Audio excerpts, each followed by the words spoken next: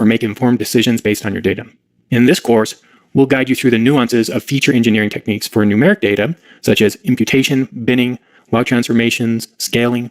We won't stop there. We'll also cover methods for other column types as well. We'll look at one-hot encoding, mean target encoding, principal component analysis, feature aggregation, and even text processing techniques like TFIDF and embeddings. I'm Matt Harrison, your navigator on this journey. With years of experience as a corporate trainer and the author of multiple books on Python and data science, I've guided thousands of learners like you to unlock the power of their data, significantly enhance your ability to grasp and apply the concepts we'll be exploring. First, a solid foundation in Python programming is important. You don't need to be a Python expert, but you should be comfortable with fundamental programming concepts like variables, loops, functions, and these are tools that we'll be using in this course. Next, familiarity with Jupyter Notebooks is a huge plus. Jupyter offers web-based interactive computing environment where you can write code, visualize outcomes, and compile your analysis and insights all in one place. This platform is a cornerstone of modern data science and a good tool for engaging with the course material. Lastly, a basic understanding of statistics is important for making the most of feature engineering. While we won't dive deep into complex statistical theories, knowing the basics like mean, standard deviation, and the concepts of distributions will help you understand the rationale behind feature engineering techniques. Armed with these skills, you're set to embark on this exciting journey through feature engineering. For feature engineering, one of the most basic is imputation. The idea behind imputation is if you have missing values, you're going to fill those in with other values. Why would we want to do this?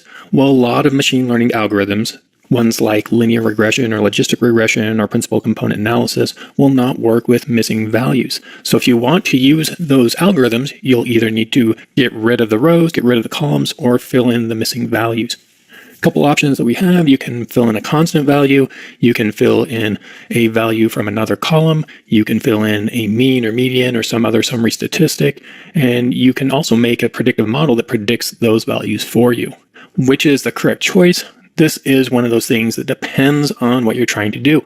My general advice is to talk to a subject matter expert and determine why a value might be missing and what might be the appropriate response for that, how to calculate the values. So let's look at some examples here. I'm going to use a data set. This is from fueleconomy.gov. This is a US website that for every car make and model sold in the US, it tracks various stats about them. For example, how many miles per gallon they get, the number of city mileage, highway mileage, etc. You can use Pandas 2.2 for this. However, I found that some of the libraries are a little finicky with the pi-arrow types, especially with missing values. So I'm going to actually use legacy pandas for this data here. Legacy pandas meaning using the NumPy types instead of pi-arrow types. If you want to use pi-arrow, you'll need to pip install that. Okay, after we've loaded the data here, let's look at it. So the data looks something like this. We've got 47,000 rows or so, and we've got a bunch of columns that describe what's going on with each of these cars. So manufacturer code, city mileage, combined mileage, etc. There's actually a lot of data in here. There's 84 columns, so I'm going to limit that down to a smaller subset of those. So here's all of the columns. I'm just going to use these columns right here. And I'm going to jump through this pandas code here to clean up the data a little bit. Let me talk about what's going on here. The first row in my chain, I'm limiting the columns. Then I'm making this offset column, which is taking the created on column, which is a date column, and pulling off the offset, which is EST or EDT. I'm replacing EDT with EST5 EDT, and then I'm making a string version of the date that doesn't include that offset, and then I'm making a created on column, which combines those two with this to time zone. So I'm jumping through some hoops to get the time zone data in there. Let's run that and then look at our types here. It looks like we've got an integer column, a bunch of object columns or string columns. We've got a float column. We've got this created on, which is in the New York time zone there. One thing to be aware of in Python in general is that true and false evaluate as 1 and 0 respectively. So when we're dealing with missing values, one of the things I like to do is have this data frame here with true, false values in it. And then these are basically zeros and ones. And I can say, okay, let's count how many missing values there are in each column. You can just sum that up. You can see that Drive has 1186 missing values. If we want to know the frequency of those, instead of summing it, we can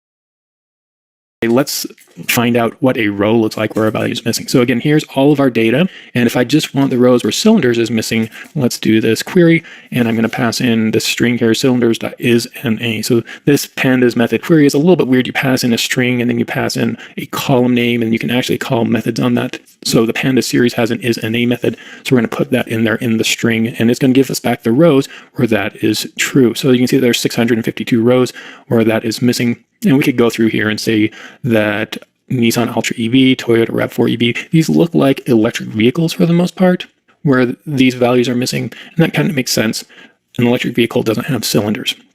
So then we might want to say, what do we do now if we have missing values? And I'm going to say that for cylinders, if that's missing, we're just filling the value with 0. It does not have cylinders, so we're going to put in 0 rather than have a missing value. And if we did that, this would give us a new data frame where the cylinders would not be missing. Okay, so what I want to do now is I want to make a scikit-learn pipeline so I can take advantage of this in a pipeline that I'm using for predicting or training models. Here's how I do that. I'm going to say from scikit-learn import the pipeline class, and it has a class in there called simple imputer, and I'm going to also set my configuration here. This just basically makes scikit-learn output pandas code. And here's my pipeline. My pipeline is going to be, I'm going to have a simple imputer, and it's going to predict a constant value, and the value is going to be 0.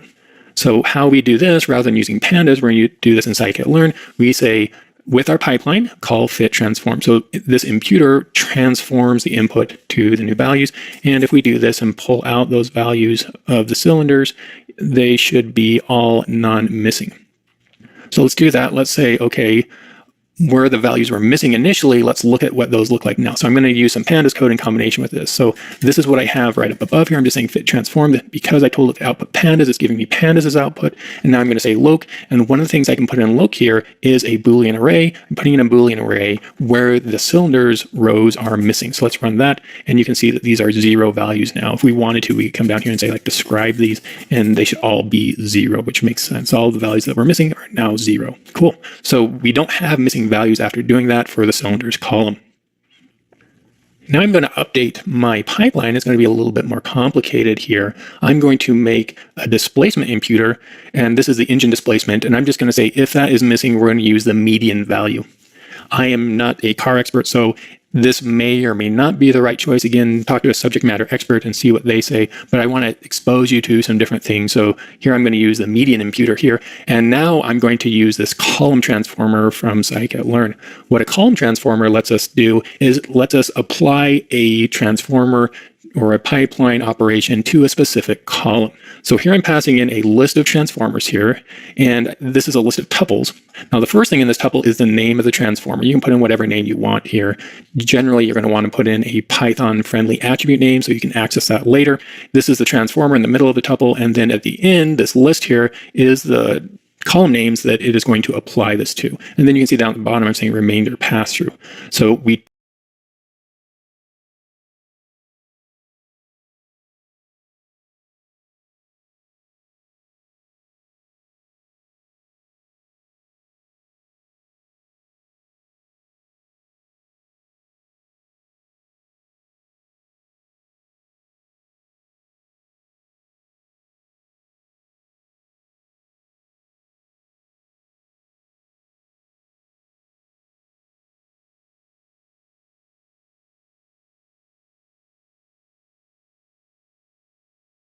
What is a continuous variable? It is a column that has numbers in it that are continuous. Generally, you would think of those as floating point numbers, but you can also bin integer values as well. Why might you want to bin? You can convert continuous features to categorical features. That might simplify your model. If you have nonlinear relationships, binning can help deal with those. You can also reduce noise and outliers with those. If you've got data that's a little jumpy, you can bin it to make it simpler. And if you've got missing values, you can bin that as well. Let's look at a histogram of the city mileage from our data set here. It looks like that. So this looks like it's pretty skewed data. We've got a lot of low values there, and then we've got very few high values there. And let's check and see if this data is normally distributed. One of the ways you can do that is with a probability plot. And the probability plot is a visual mechanism to let you see if something is normally distributed. Basically, you want to see these blue dots here line up on this red line, and we're not seeing that, so this is not normally distributed, which makes sense. If you look up here, we do have all these outliers up here, which we can see from this line going up here. So can we make this a little bit more normally distributed? Well, let's just look at the values below 40, and if you look up here, the values below 40 might be normally distributed. Let's look at that. It looks like they're kind of touching in the middle there. That looks a little bit better, but it's not quite normal. If you have models that assume that columns are normal, then we might want to limit the data there. Alternatively, we could stick this into bins. So let's try and put it into some bins here. I'm going to use pandas to do that. I'm going to say, let's put this into 10 bins. So we're going to use pdcut, and this is giving us a new series. If you look in the values of this, it says that it is a category here, and this is the bin interval. So this is 0 here is going from 5.8 to 20.7. This entry for 2 is going from 20.7 to 35.4. Let's explore this a little bit more. I'm going to take that bin data here, and I'm going to do a value counts on that. So here's our bin data, and let's do a value counts on that. That gives us the frequency of each of those bins. I'm going to sort this index, and then I'm going to do a bar plot of that. Okay, if I do that, that is not looking particularly normal to me. It looks like most of our data here is between 5.8 and 20.7. So that's not normal. Let's try and tweak it a little bit. I'm going to manually create edges for my bins. I'm going to say, let's make a bin edge at 5, another at 10, another at 15, 20, 40, and then jump up to 140. We'll do that. And if we look at the bar plot of that, that looks a little bit more normal. Okay, so let's now see if we can stick this into a pipeline. And how we can stick things into a pipeline is we would use a k-bins discretizer. And there are a bunch of options for this. Here I'm just saying the number of bins is 5, and we're putting this at a quantile here. So this would be the 20th percentile, the 40th percentile, the 60th percentile, the 80th percentile. And we're going to use a column transformer here, and I'm going to say I want to bin city 08 with this binning strategy, and everything else I'm going to pass through. We stick it into our pipeline, and we can call fit transform with that. So in this case, now we have bins for our city mileage. This might be a good way to deal with those outliers. We have a few columns that are that really high end of our mileage there. Let's look at a plot of that, what that looks like. It's not quite normal, but that's looking better than what we had before. Okay, so what I'm going to do now is I'm going to combine this new binning strategy with my previous pipeline that we showed in the last video. This is where we're going to see me building up code, and I'm going to kind of copy and paste the code here. Now, in your own notebook, do you need to copy and paste it? No, not necessarily, but I would recommend not starting off with everything, but building this up over time and then testing it along the way. So let's look at the code. We've got our cylinder imputer, our displacement imputer, our binning strategy here, and then we're going to make column transformer that uses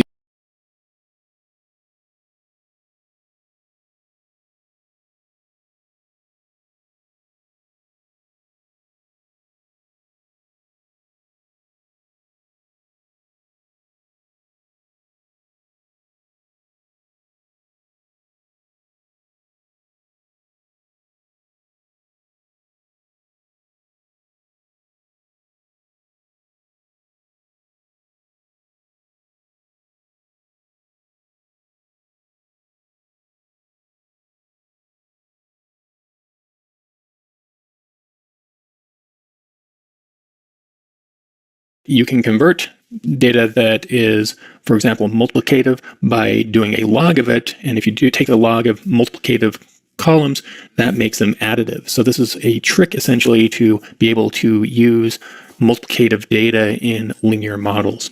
Let's see how we might use this. I'm going to scatter plot city versus a log of city.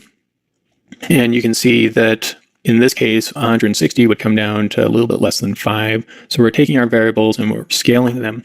If you look at our histogram here, here's our original histogram. You can see that it is skewed. We have a bunch of outliers up here. If we do a histogram of our log data, it looks a little bit more normal. Now we do have some outliers here, but this is looking a little bit more normal. And there are a few models that assume that your data is normal. Now in practice, do I go through all of my columns and make sure they're normal? Generally no, because oftentimes I'm using models like XGBoost that don't really care about normality. And also I've seen in practice that folks will take things like linear regression or logistic regression that make this assumption, but they will make a model and see if the model works in their business. And if the model works in their business, they're not super concerned with the constraints of a column being normal or not, as long as it will make them money or save them money. But let's look how to throw this into a pipeline now.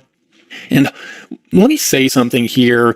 I'm going to be showing a lot of code, and a lot of this I would call boilerplate code. So hopefully you will use this as a chance to learn about some of the features here, but also take this as, okay, this is an example of code. And if I want to do similar things, I can basically take this code and adapt it to my purposes. There's nothing particularly unique or special about this code. And oftentimes when I'm writing code for a client or a project, I will take existing code and update it and modify it. So use this code as an example to base your projects on. Okay, so I'm going to make a model here that is a linear regression model, and we're going to predict the city mileage. That's miles per gallon in the city for these cars. And so I'm going to import linear regression. I'm also going to split my data into a training set and a testing set. So I'm going to make my X and my Y. My X is going to be my columns. I'm going to drop my city columns, my highway columns, and my combined columns. Those are very highly correlated with the city columns. Combined highway mileage and city mileage. Highway mileage is very correlated in city mileage. That's what I'm trying to predict, so I'm not going to stick those in there. And then I'm going to select it at the numeric columns here, because linear regression doesn't deal with categorical values unless you tweak them, which we'll see how to do later. And our Y is just going to be the city column. So we're going to predict from all the numeric columns the city column. Let's split that into a training set and a testing set. So the idea there is we do not want to evaluate our model based on data that's seen. We want to evaluate it on unseen data. Okay, we'll impute our cylinders, and we'll also impute our displacement here. And let's make our model here. We'll stick those into our column transformer for the specific columns, and then we'll make our pipeline. And our pipeline, notice that now we are sticking linear regression onto the end of it. So that makes it really easy to take our raw data, stick it through this process, and stick linear regression on the end. Do you have to stick a model at the end? No, you don't. We saw that we didn't before. Sometimes you don't want to do that. Sometimes you just want a processor pipeline that just cleans up your data and then try different models at the end of that. But in this case, we're sticking linear regression on the end. Now, because this is all using scikit-learn, we just use that scikit-learn interface we call fit here. And we'll do that with the training data. Okay, let's score this now, and we're going to call score, and our model gets 0.84. So this is a regression model. This is giving us the R2 score, or the coefficient of determination, and this is a value between 0 and 1. The closer it is to 1, generally, the better the model is. We can also use other metrics as well. I'm going to say the mean absolute error. So this is saying that our model is giving us predictions with an average error of 2. Now let's do something here. I'm going to log the city mileage. Remember that city mileage had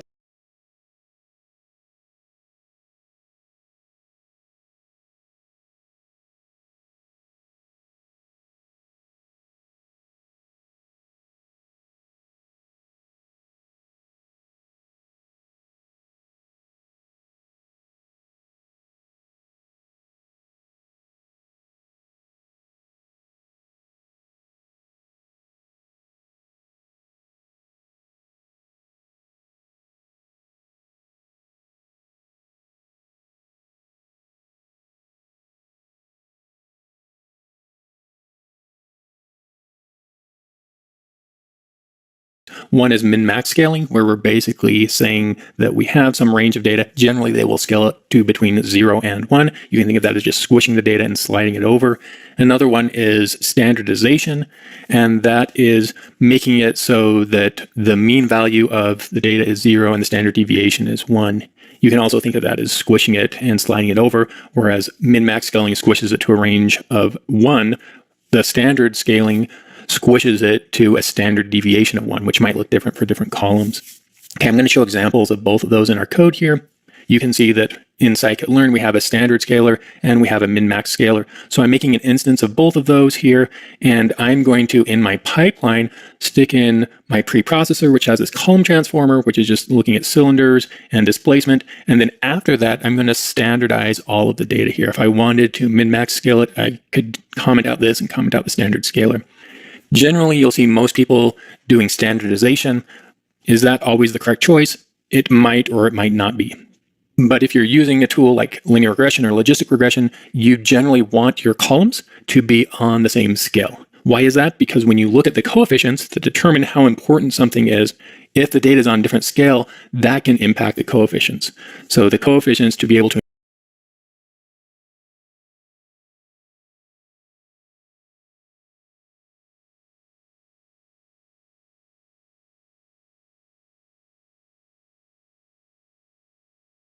that if you listen to me and watch me do things, you'll learn to some degree, but you will learn a lot more if you actually try these things out because it engages a different portion of your brain. So your challenge is to predict mileage from barrels 08. I want you to predict the city mileage from just the barrels 08 using linear regression. Check out what the score of that is. I also want you to do a scatter plot of barrels 08 versus city 08. You can do that before, but if you do that after you do that, that might give you some insight into the second part of this, which is to make a new model transforming barrels 08 based on the results of your scatter plot, and then seeing how that new model performs versus the original model. Good luck with this. After you've done it, feel free to watch the solution and see how I do it. If you get stuck, don't feel bad about watching the solution. My advice would be make sure that you also type the solution as well. Again, using your fingers to type, you will get different insights and you will learn more by doing that. I'm perfectly fine if you, on this first one or on subsequent ones if you need to, you watch the solution video, but you make sure you type it. I'm going to make an X here. I'm going to say autos, and it needs to be a data frame. So I'm going to say I just want barrels 08 in that. Okay, let's just look at that X, what that looks like. So this is a data frame. Note that in pandas, just FYI, if I were to do this same code, but with single brackets instead of this, this gives me a series. And the interface for scikit-learn won't let you pass in a series. If you're confused by this, you can think of here we are doing an index and we're pulling off a single column. Here we are passing in a list, and the list only has a single column in it, so it's two-dimensional. Okay, our Y is going to be autos city 08. Okay, let's split the data. So I'm going to split it into X train and Y train, and that's with a train test split from scikit-learn. Let's run that and make sure that it works. Okay, that looks like it does work. Let's just look at X train here, and it looks like X train is still a pandas data frame. So we're good with that because we set that config variable to output pandas. Okay, I'm going to make a pipeline here. You don't need to make a pipeline because all we're doing is running linear regression, but just because we are going to be using a lot of pipelines here, I'm going to make a pipeline here, and it's just going to have linear regression as the only step in it. Okay, once we have the pipeline, we can say pipeline, and we can call fit on it, and then we can call pipeline.score with our test data. Okay, this asked us to scatterplot barrel versus city. So I want to impress the importance of exploring your data. And this is not a class about exploring your data, but you can check out my book, Effective Pandas 2, which goes into this in great detail. We're going to come in here and we're going to say autos.scatter. And I'm going to say X is equal to, we'll do this, barrels, and Y is equal to city. And I need to say .plot.scatter. It's off of the plot namespace there. Okay, so we have something that looks like this. So this is kind of interesting. What's going on here? This is my interpretation of this. We have a bunch of things that are barrels 0. And I imagine that a lot of these are electric vehicles. Not quite sure what's going on with these vehicles down here. Then we have this sort of group of a lot of entries here that match this curve. And then we have some other vehicles here that are just sort of inside of this. My understanding is that these vehicles in here are natural gas vehicles. These are combustion engines, and these are electric vehicles. So what could we do here if we look at the relationship between barrels and city? And I think one of the things that you could look at is if you took the log of the barrels, you might have a better linear relationship between those. Okay, so I'm going to add a new column here, and I'm going to say assign, and it's going to be b log, and it's going to be the log of barrels plus 1, and make sure I close that off, and then I'm going to plot b log here. Let's look at the output there. And we still have this weird line over here, but this has looked like it's flattened out a little bit, which is kind of what I want. You can see that this is curved right here, so that's going to cause a problem with linear regression. So this is flattened out a bit. We're still having issues here, so our model's not going to be able to tease that apart very well, but let's see if it does better with this data over here. It turns out that most of the data is over here anyway. So let's make our new model. What I'm going to do is I'm actually going to come up here, and you'll see me do this quite a bit. I'm just going to copy this and paste this down here. And here I'm going to say that X is equal to, and we'll just do np.log of this. And we'll add 1 to it. And let's run this now. Okay, you can see that my score here went up quite a bit. It went up to 0.84 versus before when it was 0.51. So hopefully this exercise gave you some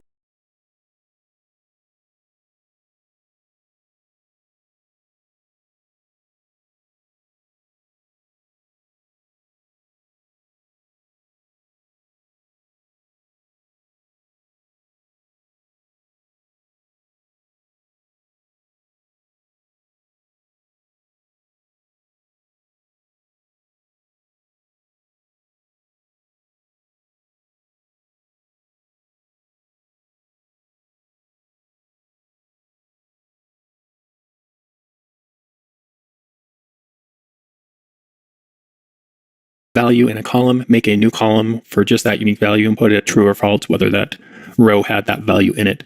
This is also called dummy encoding.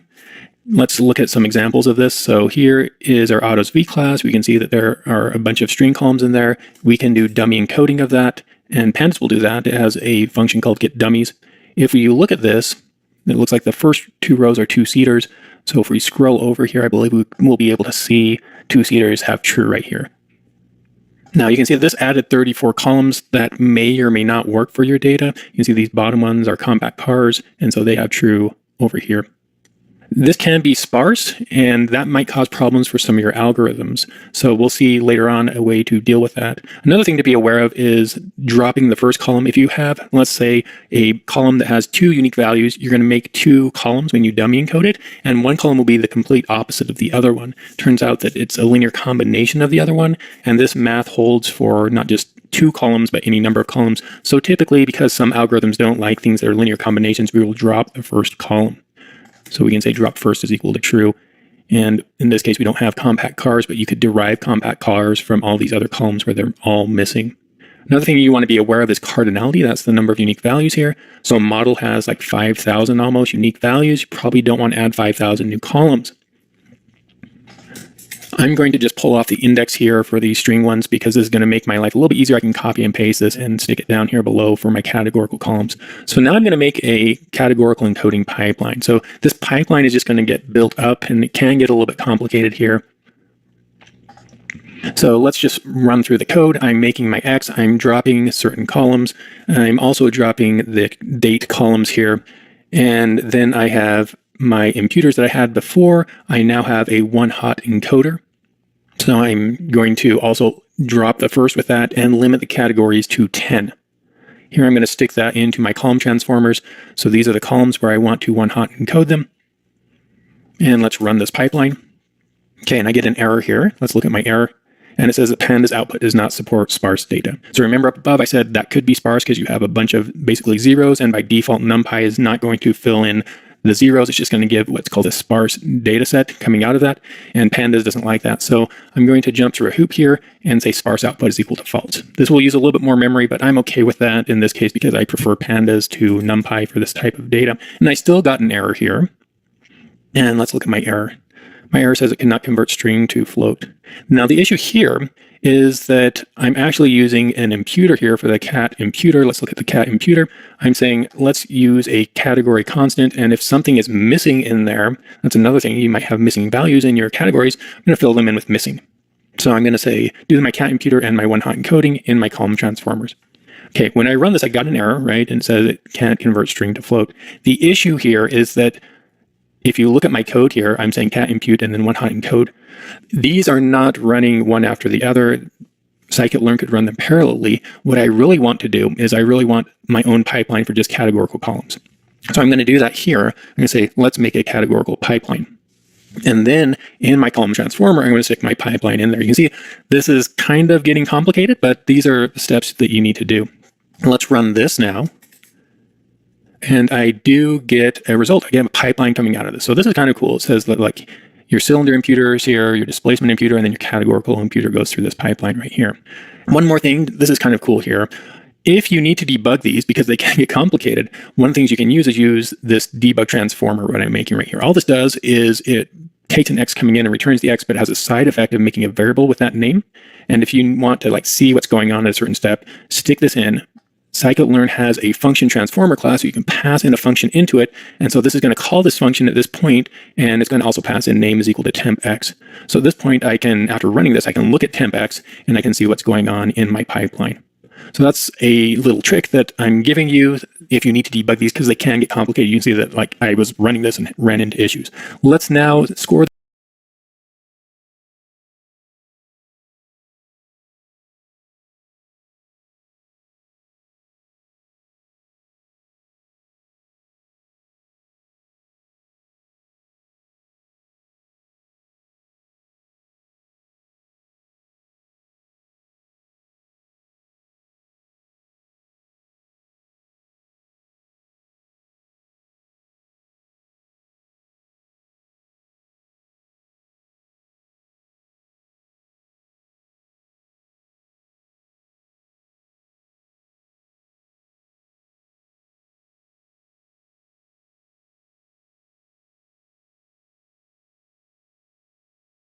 but like a hashing algorithm, it will handle any sort of data. So you don't have to worry about missing data, that sort of thing.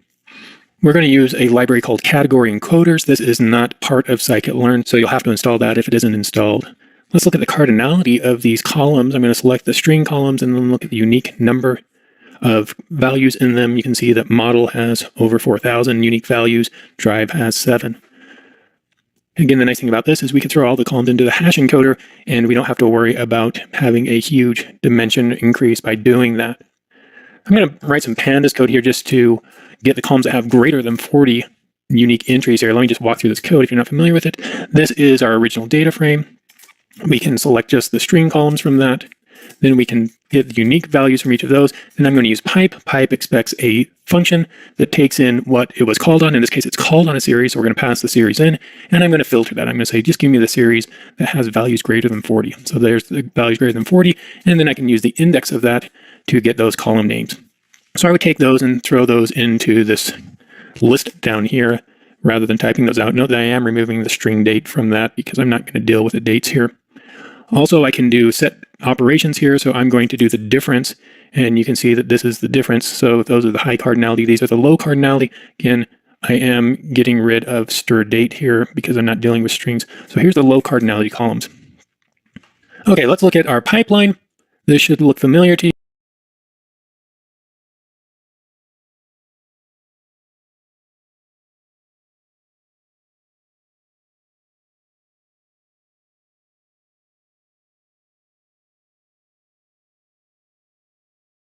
But it says each category is encoded based on a shrunk estimate of the average target values for observations belonging to a category. The encoding scheme mixes the global target mean with the target mean combined on the value of the category. Let's look at how this works here. I'm going to import the target encoder, and then I will call fit transform on it, passing in my make and y train, and I get this value coming out of this. So this would be the average value for the make for a given y train. Let's stick this in here. You can see that I'm putting in my target encoder, and I'm including it in my pipeline right here with my high cardinality columns. Let's run our pipeline with this. And here's our pipeline now with the high cardinality columns target encoded. Okay, let's compare this to normal linear regression. So here's our linear regression. We're getting a 0.51 score. Note that if you're doing this with pandas 2 types, you'll need to do something like this where you convert the pandas to strings to legacy strings. You can do it like this when you call score or fit. Alternatively, you can make this transformer where you subclass base estimator and transformer mix in, and in the transform method do this as well. Again, at the top, you notice that I commented out my pandas 2 code, but if I were using pandas 2, I'd have to go through a step like this. Remember, our score up here was 0.51. Let's compare our score with the target encoder included. We'll run this. And I need to run this code here because it's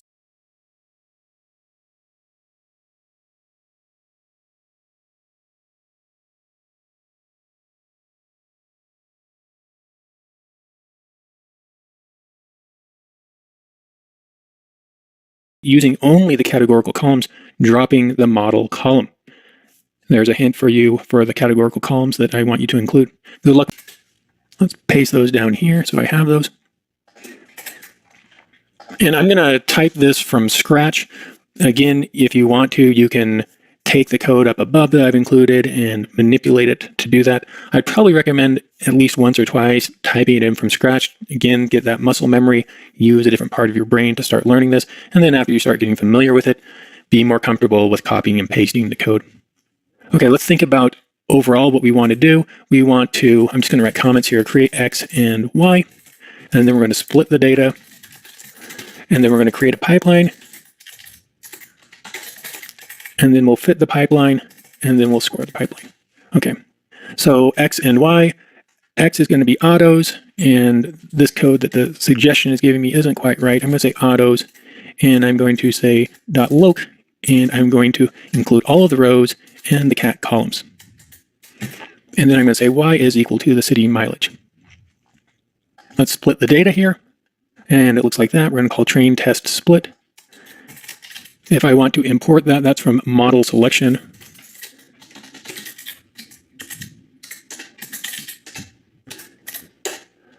Okay, Okay, maybe I'll just run this at this point, just make sure that it's working. Okay, that looks like it is working. Okay, let's make the pipeline now. And the pipeline is a little bit more involved than just making the pipeline. We have to make a column transformer. So I want to predict the mileage using the categoricals. We've got a couple options. I'm going to do one-hot encoding. And so I need a column transformer with one hot encoder. Okay, so here is the column transformer, and there's the one hot encoder. And we could stick an imputer on that. Let me see if we need the imputer. The imputer is if we have missing values. So I'm just going to say xtrain. And I'm going to say is, NA, and sum.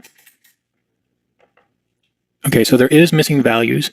So we can impute those missing values. Alternatively, we can say handle unknown and set that equal to ignore. So I think that's probably what I'll do. I don't think I'm going to use the imputer here. Let's make my column transformer. So this is going to be a column transformer, and I'm going to have a one-hot encoder. This looks pretty good. Here is the name that I can refer to it in my pipeline. It's going to be a one-hot encoder. We're going to drop the first one. We're going to take a max of 10, and we're going to use the categorical columns. Now, we need to do a few more things here. We need to say sparse output is equal to false because I'm using pandas as output. And we're going to say handle unknown is equal to ignore. So we're going to ignore those. And I'm going to, let me just arrange this a little bit. I'm going to stick all of my imports up here at the top. Then I'm also going to say from sklearn import set config, and I'm going to set my config to output to pandas. Okay, let's hook up the column transformer now in our pipeline. This is saying try it out. I'm going to make my pipeline here. And this is my only step. Let's just run that and make sure that that doesn't complain. It's looking like that doesn't complain. Let's fit the pipeline. Let's say pipeline.fit. We're going to say xtrain, and we probably need to say ytrain as well. And I need to add another step here. So my challenge is to predict the mileage using this. So I'm going to stick in the linear regressor here. There's linear regression. Okay, let's try and fit this with linear regression now. And it's complaining. I need to close off this parenthesis here. Okay, awesome. That's looking like that is working. And then I'm going to say pipeline. Let's score this with xtest and ytest. Okay, and I got what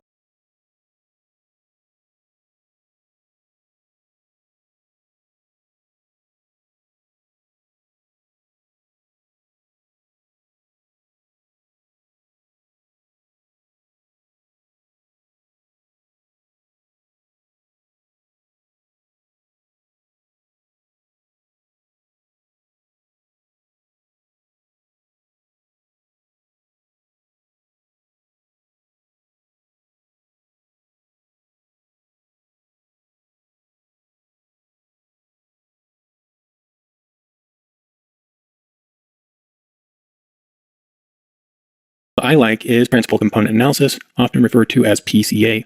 I'm not going to dive deep into the theory of principal component analysis. In fact, I have another course on the fundamental algorithms of machine learning on LinkedIn. Recommend that you check that out, where I dive into principal component analysis. It is part of scikit-learn, so it's going to fit into our pipeline relatively smoothly here. Let me just talk about the basic idea of PCA. It is we want to remove noise and come up with perhaps a subset of features that represent most of the information that are in the features.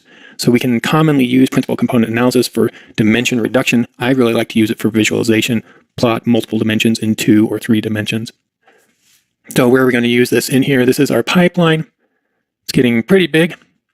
And I'm going to stick it right in here in our pipeline. So after we scale all of our data, it's gone through our pre-processing, it's been scaled, we're going to stick it into principal component analysis. Note that I'm also using my friend debug transformer. I'm going to capture the output of PCA, and then we'll feed that into linear regression.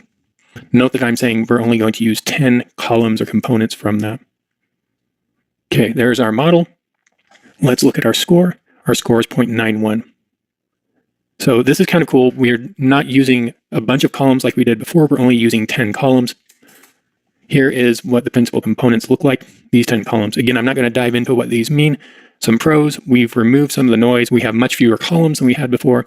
One of the cons is that this is harder to interpret. This isn't a single column. It's a linear combination of existing columns.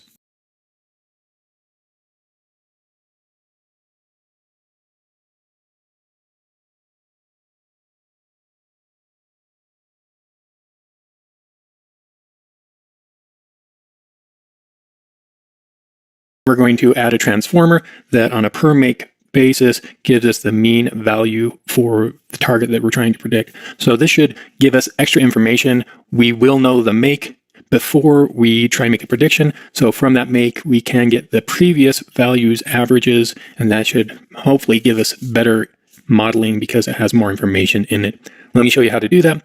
You need to use both of these base estimator and transformer mixins as the parent classes. Here's my constructor. I'm going to pass in the column and missing values for the mean and standard deviation. In my fit method, I'm going to pass in X and Y, and I'm going to make a new data frame that has Y in it, and then I'm going to use some pandas code to get the mean and standard deviations for each group. The transform method is going to take a pandas data frame X in, and it's going to return a new data frame with the mean and the standard deviation columns added to it. Let's run that. And now let's see if we can hook it in here. So where are we going to hook it in? We're going to hook it in down here in our pipeline right after we've converted everything to a legacy Python or pandas string. We're going to add this new make column with the mean and standard deviation values. So let's run that. Okay, it looks like that works. Let's look.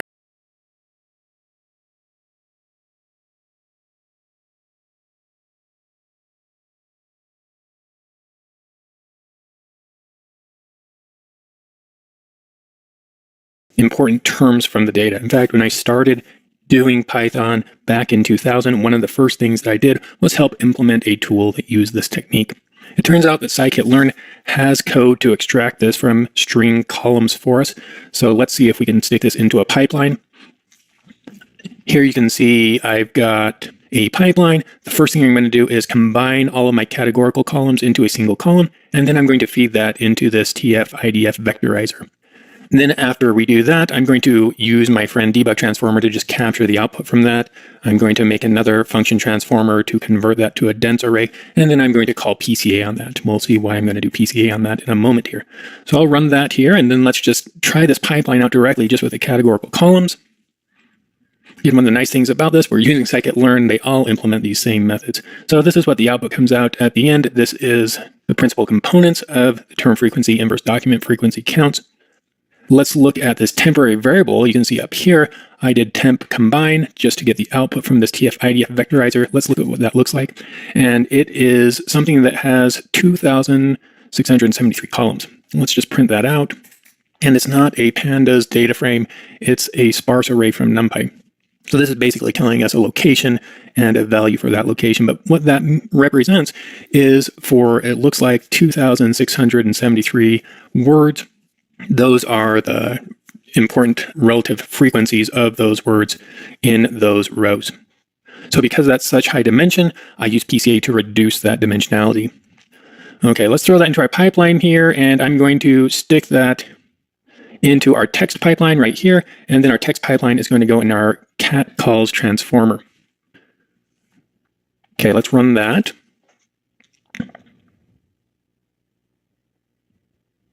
And I got an error. So again, when these things get pretty complicated, sometimes we do get an error. What's going on here? It says concatenating data frames from the transformer's output leads to an inconsistent number of samples. And the problem here is, if I go back up to my code up above, is that this TF-IDF vectorizer is not returning a pandas data frame, even though I told scikit-learn to. And so when we do these further operations, our index is screwed up. And that doesn't make scikit-learn happy because it's combined with other operations. So let's see if we can fix that here. What I'm going to do is I'm going to use Python to subclass my own pipeline here that does this, and it's going to keep track of those pandas.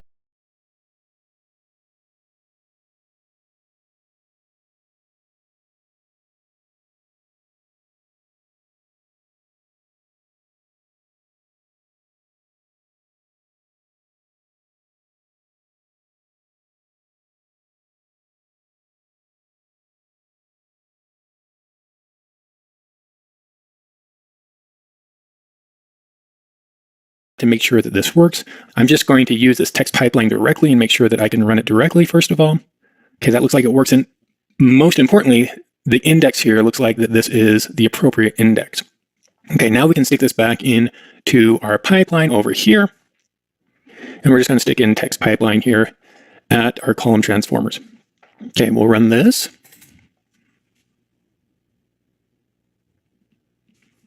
And there we go. And let's score and see how it does. And it gets 0.937. This score, 0.937, it looks like we've seen this a few times, so we might be maxing out what we can do with our data here. Hashing is just a random distribution of numbers, whereas an embedding is a number that has a semantic meaning. So we're going to use the Spacey library to do that. If you don't have Spacey installed, you'll need to do that. You'll also need to download the language model from Spacey. So let me do that really quick. Okay, similar to these large language models that are coming out, there's basically a blob that is able to take data and make numbers from the data. So let's see how we do this. Here I'm going to write a transformer. In the constructor, I'm going to pass in the columns that I want to vectorize or make embeddings for. For fit, I'm not going to do anything. I'm just going to return self. Fit needs to return the transformer. Then in the transform method, we're going to have a pandas data frame come in.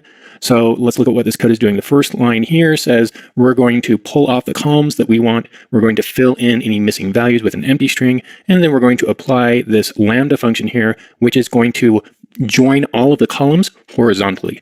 So every column that is text will be joined into a single column. And then we're going to make this thing called res. That is a list comprehension. We're going to use Spacey to make a vector for every row in the text. This isn't necessarily a quick operation because it's doing this row by row.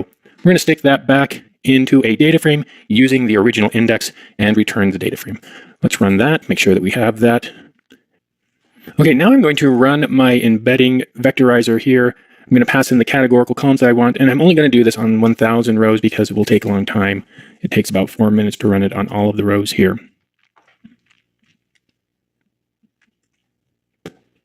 Okay, so you can see when you run this, you get back a data frame that has 96 columns.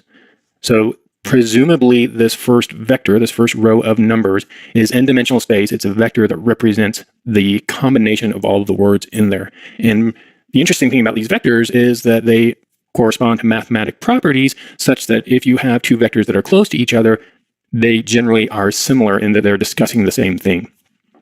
Okay, let's throw this in here. So let's see what we're going to do. I'm just going to throw it into my column transformer. I'm going to say all of the categorical columns now. I'm going to use the Spacey embedding vectorizer instead. And I'm just going to do this with 1,000 rows instead. And here's our result. This is going to take a while because we have a few more rows in our test set. Okay, and there's the result after doing that. It took a little bit over a minute to run that.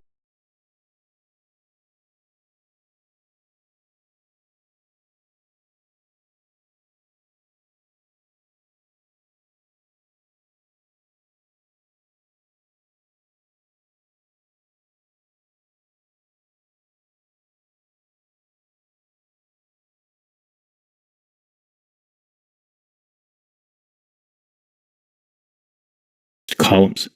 Good luck. All the categorical columns. Let's make sure I have those. Cat columns here. Looks like I have those. And I'm going to make a column transformer. So that is going to be a column transformer. And the transformers that I want in that are going to be text transformer. So we'll just say text here. And it's going to be the Spacey with the cat columns. We're going to pass the cat columns into the constructor, and we want the cat columns going into that.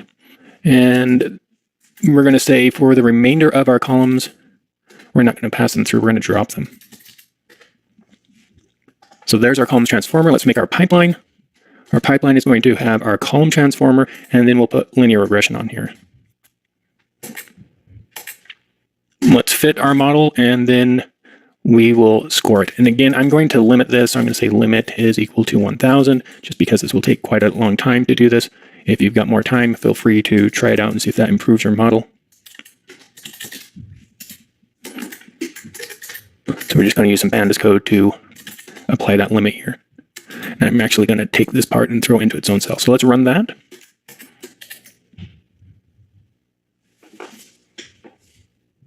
Okay, there is our model. Let's score this.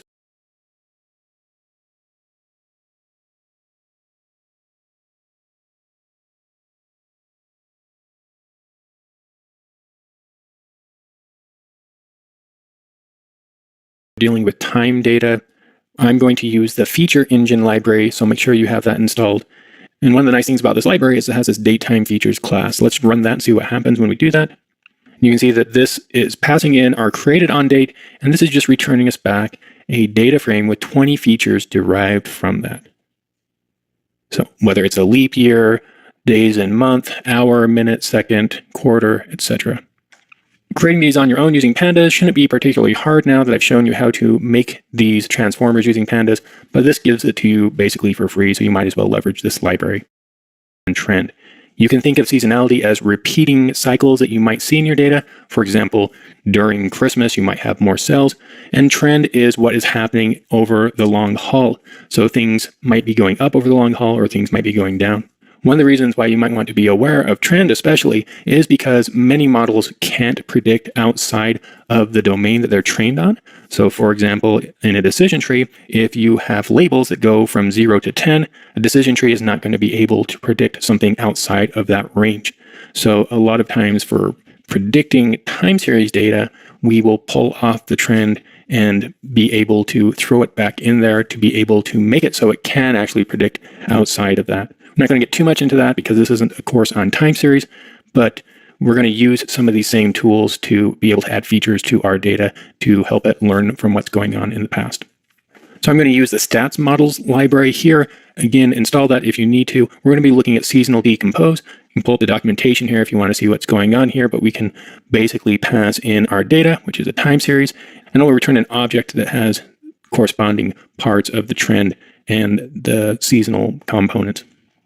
Okay, I'm going to make a data set called Ford here. This is using pandas, so let's just walk through what's going on here. I'm going to say, let's limit our data to just the Ford makes, and let's group by year, and let's take the city mileage, and we'll forward fill the result. So when we do that, in the output, we see a series. In the index is the dates, or the year, and we see the median mileage over time. You can see that it starts around 14.5 and it ends around 20. Okay, let's look at how this seasonal decomposition works here. I'm going to plot what's going on here. We're going to say we want to seasonal decompose this Ford model, and it's an additive model, and we're going to do a period of 5. So if you have monthly data, you would probably want to do a period of 12. Here I'm just doing a 5-year period. And then down here, I'm going to make a few plots using matplotlib. I'm going to plot the original data, the trend, the seasonal portion of this, and the residuals, which is when you add the trend with the seasonality, what do the errors look like from the original data? Let's run that. And we get something that looks like this. So the top, again, is our original data. And you can see that the trend is that this is going up over time after 2000. Because this is a 5-year season that I put in here, you can see that it looks like every 5 years there's a little bump. And then the residuals look like they are pretty random. And that's what you want. You want your residuals to be relatively random. If you added up the trend plus the seasonal factor plus the residuals, you should get the original from that. Okay, let's incorporate this now into our model. I'm going to make a function up here called getSeasonal, and that is going to take a group, a time column, an aggregation column, and a period. And you can see that it's running seasonal decompose in there, and then it's returning a group with the new columns derived from the seasonal trend and residual values. And then I've got a function down here called addSeasonal, which takes the data frame, and it's going to group by the columns that we want to group by and apply this seasonal function up above. So here's an example of using that. I'm going to say, here's my X data. I want to use year as the time column. We're going to group by makes, and we're going to get the barrels seasonal results here. Looks like that worked. Let's look at the last 5 columns of that. And you can see that we have the seasonal and the trend and the residual in here. Now, one thing to be aware of is because we are doing our seasonal, and this is yearly, and we're doing it at 1 period, we're not seeing seasonal values and residuals in there. But if you change that, you would get seasonal values as well. Again, if you had monthly data, you'd probably want to do a 12-month period. So what I want to do is I want to add seasonal data in here. And let's look at my code. I have added my seasonal transformer. It's going to take a time column, a group,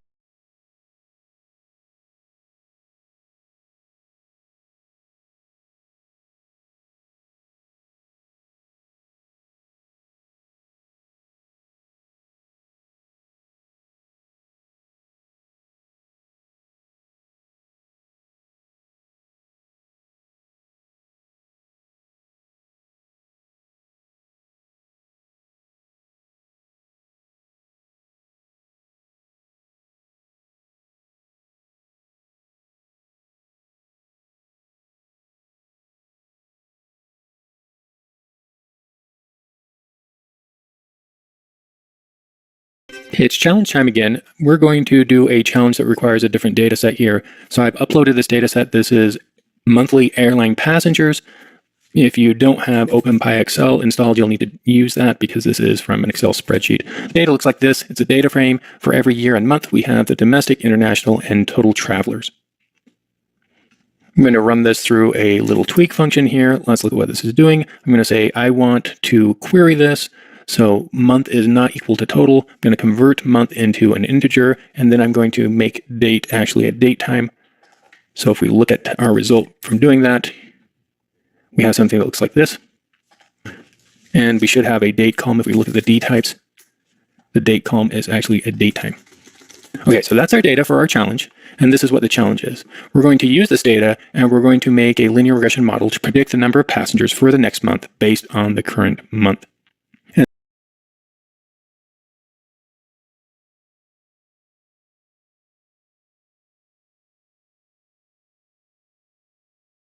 Again, you'll get more out of this by typing it rather than just listening to me.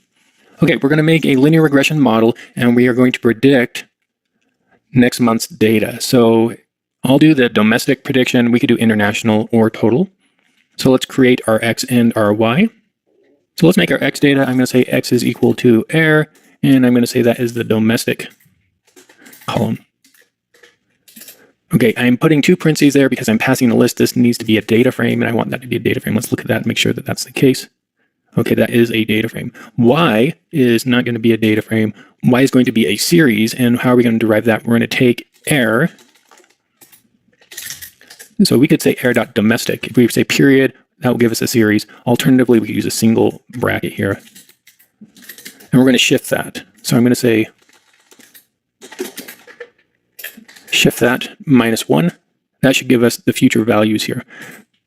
Let's just validate that. I'm going to say X, and then I'm going to assign Y is equal to Y, so we can validate that.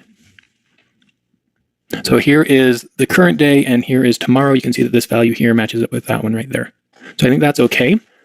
Now, one thing you need to be aware of is at the bottom here, we don't have a value there. So what I'm going to do is I'm actually going to come up here and I'm going to say iloc, and I'm going to say everything but the last one, and I'll do that same thing here. Okay, let's run that again, just validate that. Okay, that looks okay. Again, I can't have missing values in linear regression. That's not going to work. Let's split our data. So I'm going to say xtrain, xtest, ytrain, ytest, and let's create a linear regression model. So here's the model, and we're just going to call fit, and we'll call score. Okay, so our coefficient of determination is 0.74. Again, is that a good model? It might be, it might not. It's saying that 74% of the variation is explained by the column that we trained the data on. So if we can get a higher score, presumably that is a better model. So that's what we're going to do now. We're going to try and get a higher score, and we're going to do that by adding time series data using seasonal decompose here. So let's just plot what the decomposition looks like on our data. I'm going to make a plot similar to this one up here. So maybe I'll just copy this code up here. And let's see what this looks like. And I need this decomposition as well.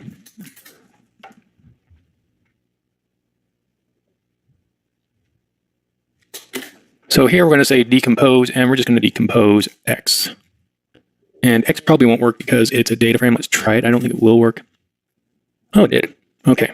So X did work. I guess a data frame with a single column works. We could also do Y. Y is the same data. Okay, and this says a period of 5, so this is every 5 years. This is, I believe it's monthly data. Let me just look at my data again. Yeah, so it's monthly data. So instead of doing every 5, I'm going to actually do a period of 12.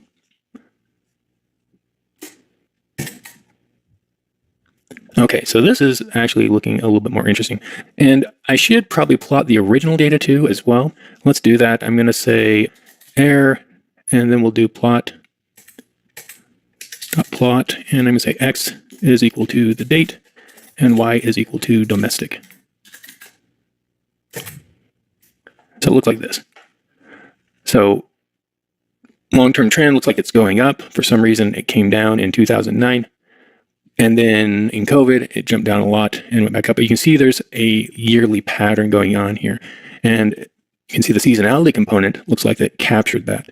Now there is the overall trend, which looks, again, coming down a little bit, then going up, and then jumping down, and then going back up. The residuals look pretty random until we get to this COVID part where there's that big jump there. But I think this is probably going to help our model quite a bit. Let's make our model now.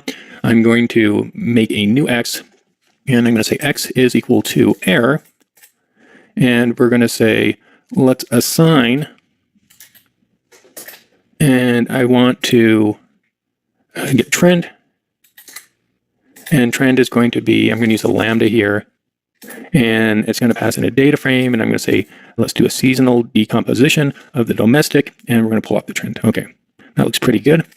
And we're just going to repeat this for seasonal, and we'll repeat this for residual. Okay, so there is our X. Let's just look at our X.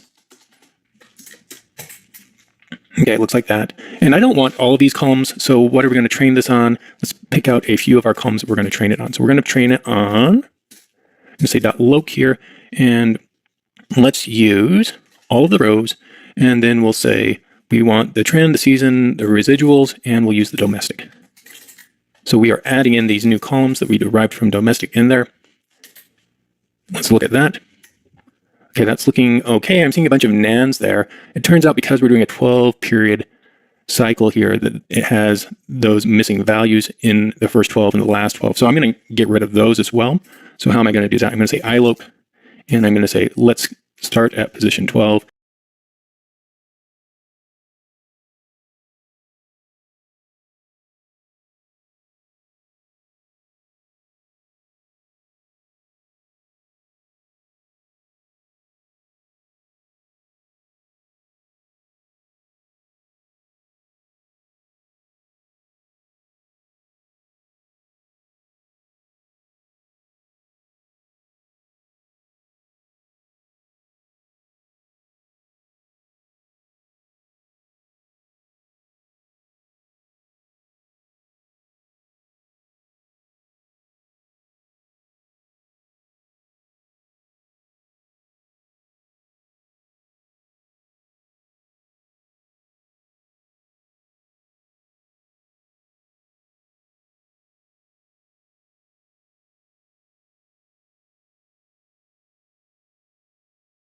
Why might we want to do this? Well, first of all, I prefer a model that is simpler. All things being equal, if I have two models that have the same score, one is simpler or easier to understand, I would prefer the simpler model. And by having less data going into the model, that makes a model simpler. Another one is memory and speed. These are constraints that your computer will have or your servers, and by having a simpler model, it will be easier to process that. There are a few techniques for feature selection. We're not going to go over all of them here. The first thing I'm going to talk about is feature importance. Certain models are nice in that they will give us the importance of a feature. For example, in linear regression, we can look at the coefficients of each column, and if the columns have the same scale, then the coefficient basically determines how important a column is. Similarly, other models like tree-based models, we can ask it for feature importance, and it can look at the tree and derive from how high up the tree is or other metrics based on how a node in the tree splits up the data, determine which features impact the tree more than another. So here's a pipeline here. If we look at this pipeline, it is using our linear regression at the bottom here. So let's train our model, and let's look at our pipeline. So our pipeline is this process of going through all these steps. One of the nice things about scikit-learn here in Jupyter is you can expand these and see how it is working.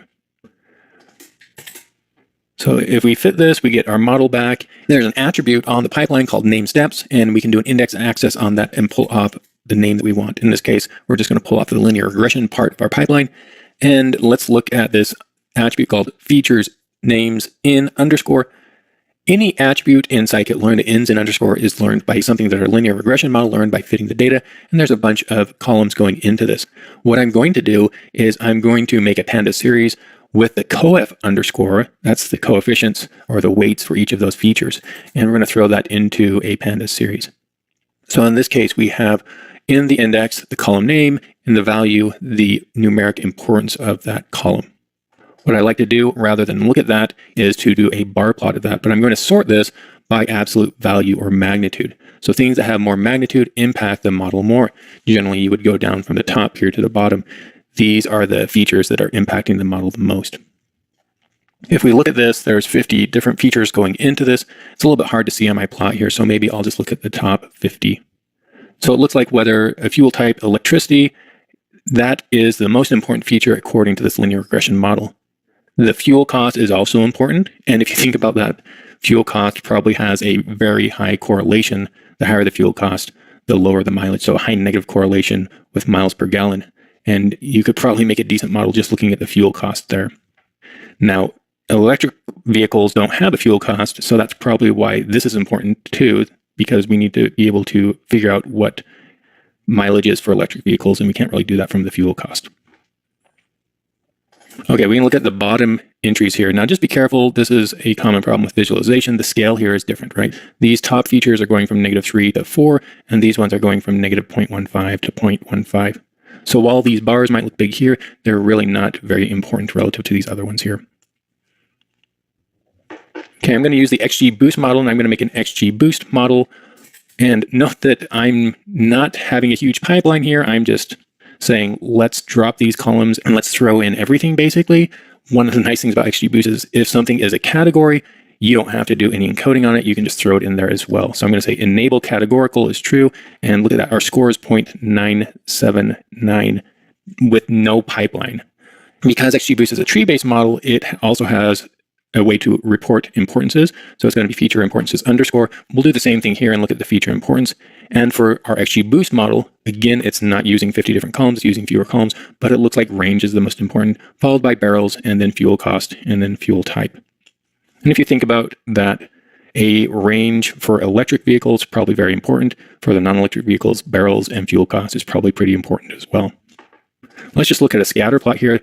I like to use this to go back and actually try and understand my data a little bit. So here is a scatter plot of range versus city mileage. And you can see that there's a bunch of cars that have a range of 0. So this would probably be the combustion engines. And these are your electric vehicles. So here's the range of them. And it looks that there's probably a somewhat positive correlation. If range goes up, the mileage goes up as well. I'm not sure how the mileage is calculated for electric vehicles, but there must be some way that that's happening.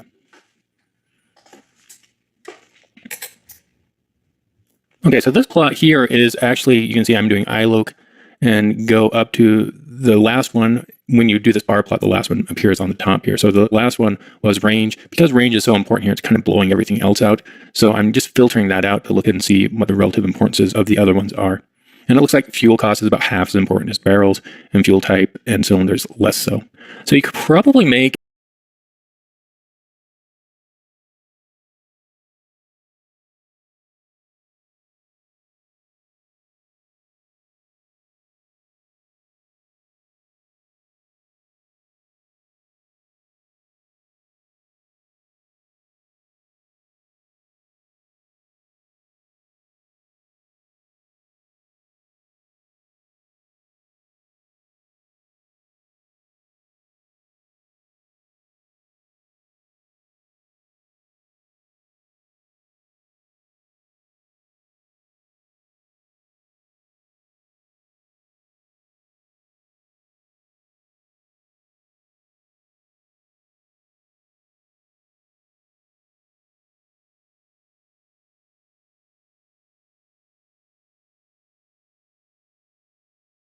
we remove the weakest feature until some number of features is reached.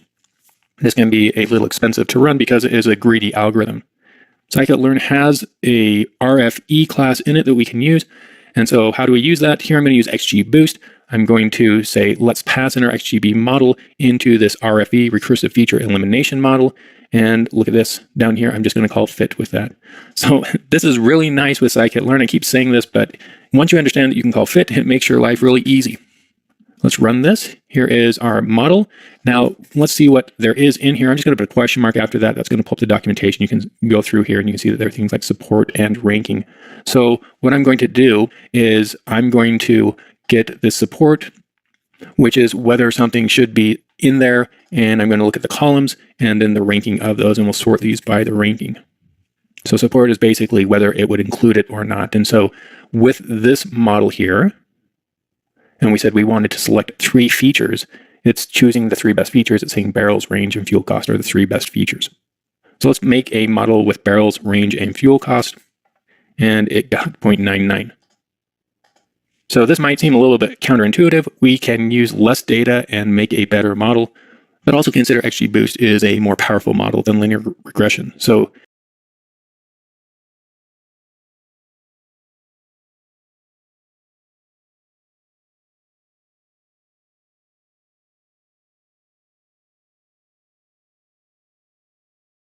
and then we'll look at feature importance.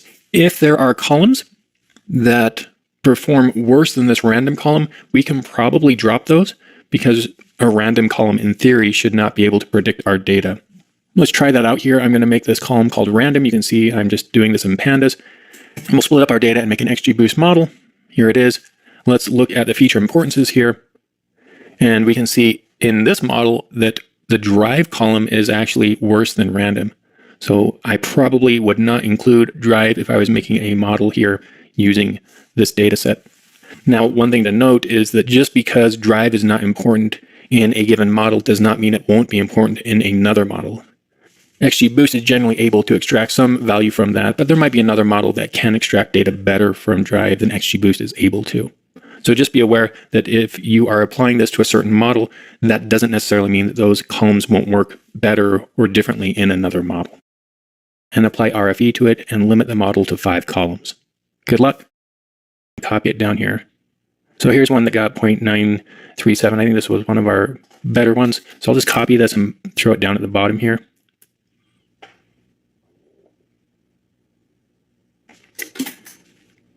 Okay, and what I'm going to do is I'm going to comment out that linear regression part. So this pipeline will just transform our data. Let's run that and make sure that it works. And it says that I have invalid input on line 83. And that's probably because when I commented this out, I commented out too much code. Let's run it again now. Okay, so here is our pipeline. It's just transforming the data. So now what I'm going to do is I'm going to make this recursive feature elimination with just a linear regression model. So I'm going to say LR is equal to linear regression. And then RFE is equal to RFE. And number of features to select, we're going to do 5 here. And we're going to call RFE fit. And we're going to fit it, not on X-train, but on pipeline, transform X-train and Y-train. Let's run that. Okay, so this finished. And now what I'm going to do is I'm going to throw the results of this into a pandas data frame. So I'm going to say pd.dataframe, and I'm going to say features. Okay, that's looking like what I want here. Features are the columns from the data, and then our support was learned from doing that, and we're going to sort this based on ranking. According to this recursive feature elimination, if I wanted just 5 columns, I could use the mean make, the fuel cost, the EV motor, the model, and the make, and this is using target encoding for those. So remember, target encoding is basically saying for this categorical, what is the average value for that categorical value? Okay, hopefully this was useful for you to be able to see how we can make a complicated model, and then we can go through some steps to remove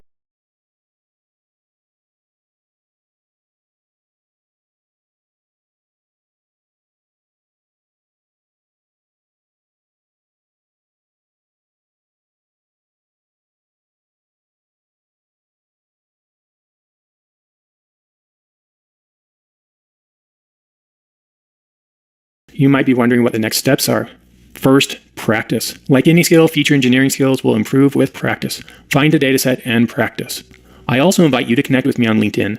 I frequently post content about the latest trends in Python, machine learning, and data science. Finally, thanks for joining me on this journey. I look forward to seeing the innovative ways you'll use these new skills. Best wishes for your continued success.